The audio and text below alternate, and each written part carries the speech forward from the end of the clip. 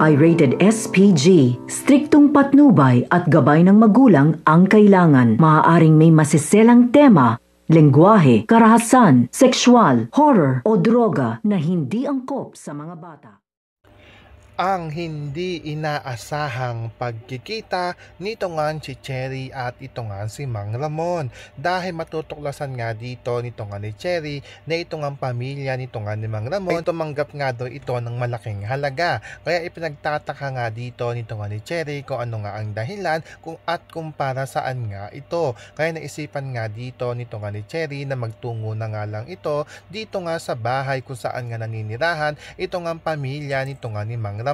At nung nakarating na nga ito ay agad-agad nga niya ditong kakausapin ito ngang ina nito nga ni Mang Ramon. At nung nakita nga dito ito nga ni Cherry na ito nga si Mang Ramon ay buhay pa nga ito, ay dito na nga ito magtatanong kung ano nga daw ba ang dahilan ng kanyang pagkakasakit. So ito naman si Mang Ramon ay mababanggit niya na dito ang tungkol nga sa pagkasawi ng kanyang ama, at alam nga daw niya dito kung sino nga daw ang may kasalanan at kung sino nga daw ang pumaslang dito nga daw sa kanyang ama. So pakakaabangan nga natin dito kung ipagtatapat na nga ba nito nga ni Mang Ramon dito nga kay Cherry ang tungkol nga sa pagkasawi nito nga kanyang ama at ito nga si Drew. Yan ang ating mga pakakatutukan at pakakaabangan dito nga lang sa A Family Affair.